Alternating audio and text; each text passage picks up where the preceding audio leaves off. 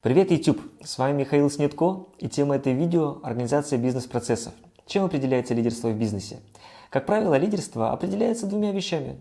Это способностью создавать на рынке ситуацию временной монополии и способностью организовывать деятельность эффективно. Что значит эффективность? Эффективность – это умение вести бизнес, затрачивая при этом минимум ресурсов. Но на практике это проще сказать, чем сделать. Почему так получается? Потому что всегда существует конфликт между необходимостью делать бизнес и необходимостью этот бизнес контролировать. Самое простое – делать бизнес в маленькой фирме, когда все решения укладываются в одной голове. Не нужно напускать никакой бюрократии. Но по мере того, как компания растет, двигаться вперед становится все труднее. Почему так происходит? Потому что принятые решения требуют все большего контроля. Чем достигается эффективность? Эффективность достигается двумя способами. Первое – это отлаженные, продуманные до мельчайших деталей бизнес-процессы. И второе – это люди, которые эти бизнес-процессы продумывают, описывают и исполняют. На сегодняшний день 90% внимания менеджмента сосредоточено на работающих в компании специалистов и развитии систем, которые помогают этим специалистам становиться эффективнее. Дело в том, что успех в бизнесе возможен только в том случае, если в компании работают лучшие специалисты. Кто такие лучшие?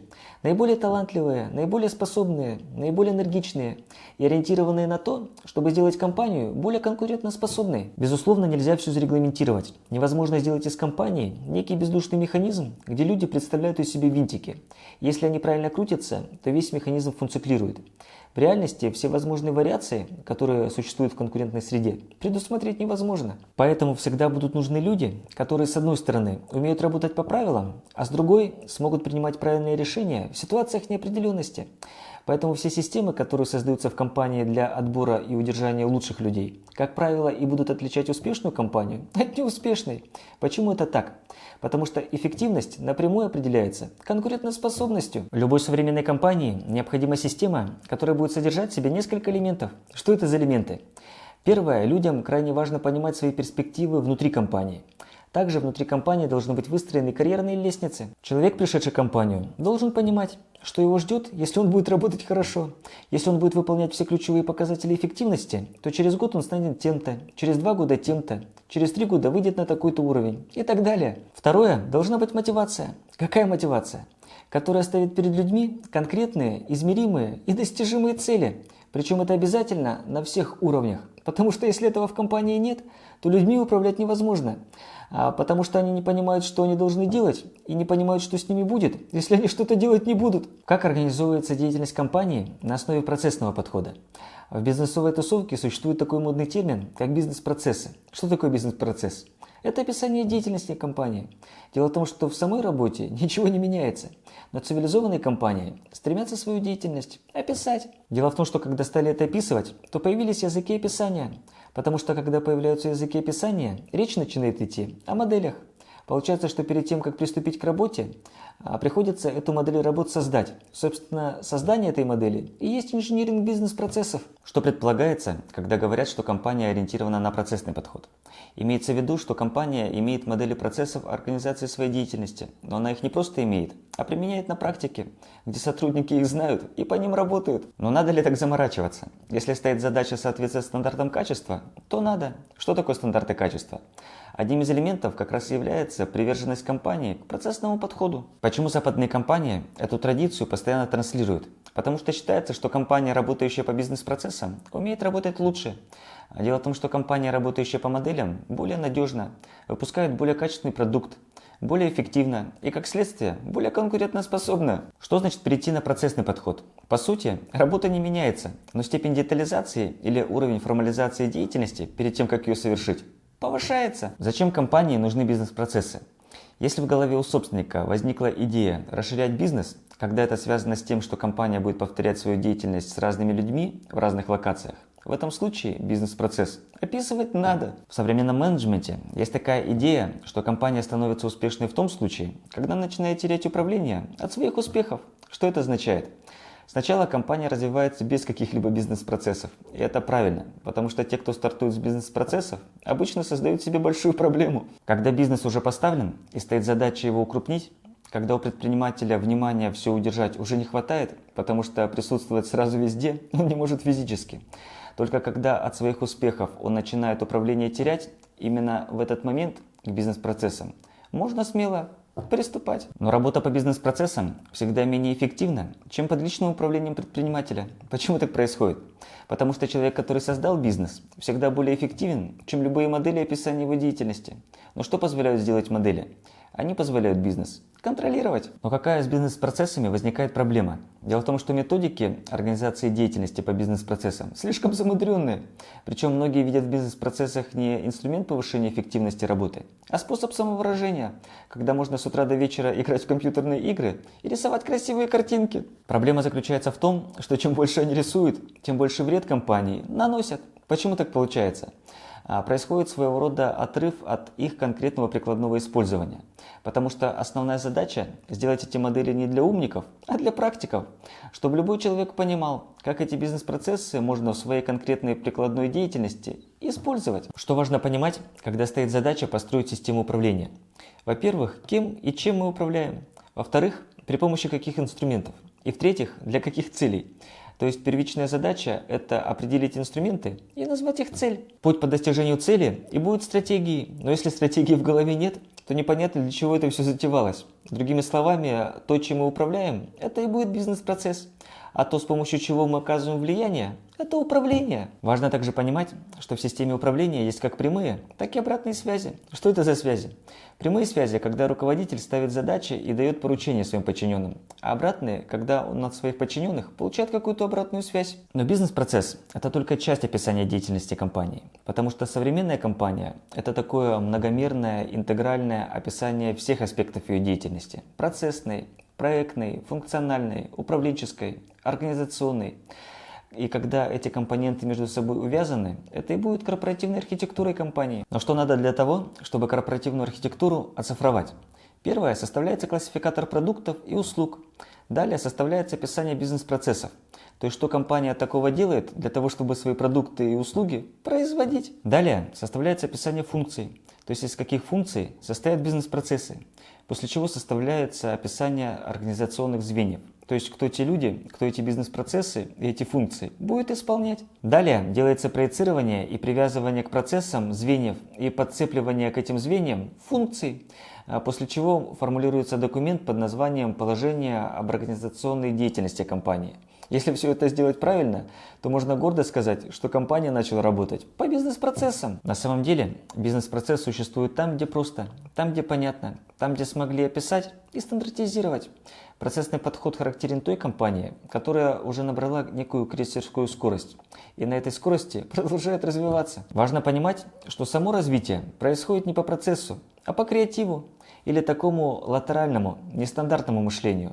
А процессы существуют на процедуры, на какие-то повторяющиеся операции. Из каких шагов описание бизнес-процесса состоит? Первый этап – составить модель процессов верхнего уровня. Далее составляется классификатор бизнес-процессов, после чего этот классификатор переводится в функции. Что такое функция? Или чем отличается функция от процесса? Процесс – это описание входа и выхода работы. А функция – это та же самая работа, но прописывается только название работ. Есть хитрость. Если соединить функции со звеньями, мы получим согласованное положение подразделений. Если прописать последовательность исполнения функций, мы получим технологическую карту. А если взять эти технологические карты и оформить их как описание процессов, мы получим систему менеджмента качества. Что такое система менеджмента качества? Это бизнес-процессы, описанные и оформленные по определенному стандарту. Далее эту систему менеджмента качества можно подавать на сертификацию, после чего можно получить сертификат ISO 9001. В любой компании есть такой человек, который называется бухгалтер. Чем занимается бухгалтер? Он занимается учетом хозяйственных операций. Поэтому, когда в компании появляется модель бизнес-процессов, это означает, что в компании должен появиться бухгалтер организационный. Что он будет делать? Этот специалист будет вести учет способа организации бизнеса, который будет вестись с конкретной целью, тотально и постоянно. Поэтому внедрение в компанию бизнес-процессов означает в первую очередь введение в компанию бизнес-инженера. Также существуют логические модели бизнес-процессов. Что это за модели такие?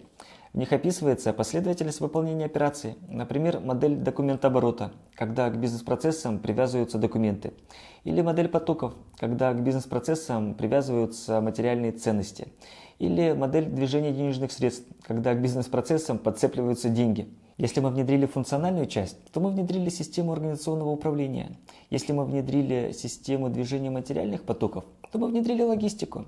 Если мы внедрили денежную часть, то мы внедрили систему бюджетирования.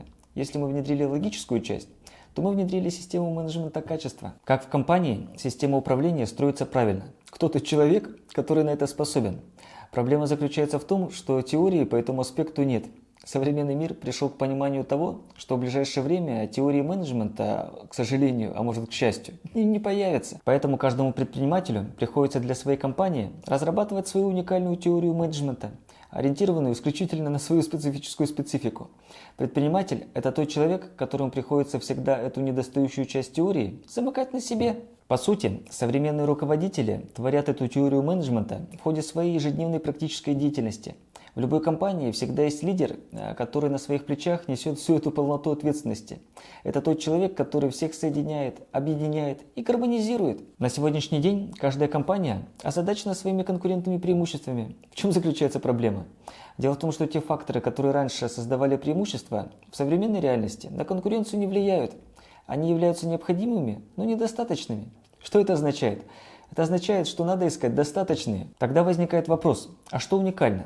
А уникальны люди и те модели, которые эти люди создают. Например, система управления является уникальным преимуществом. Поэтому какая у компании модель организации деятельности, так она и побеждает. Но важно не просто эту модель построить, а после ее построения создать систему постоянных усовершенствований этой модели.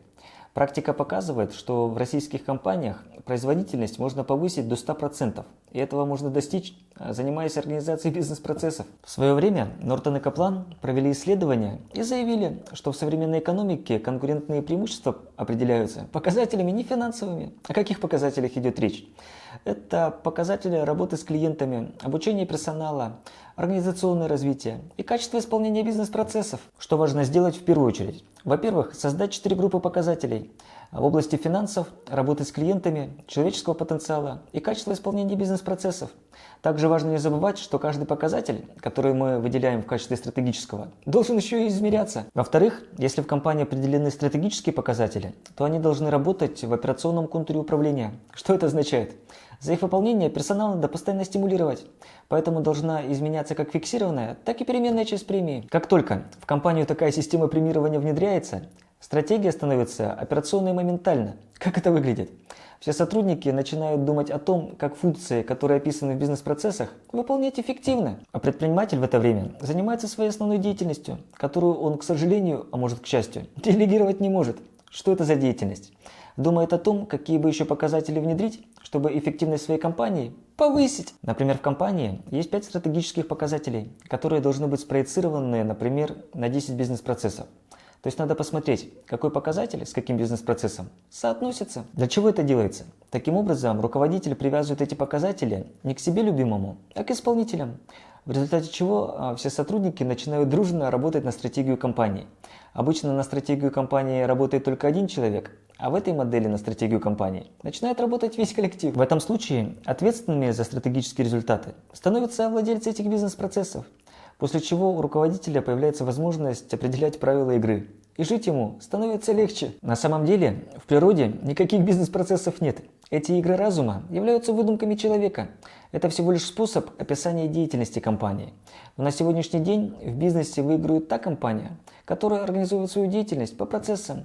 Поэтому в конкурентной среде, при прочих равных, выигрывает та компания, модель бизнес-процессов которой более эффективна. На этой оптимистической ноте предлагаю данное видео закруглять.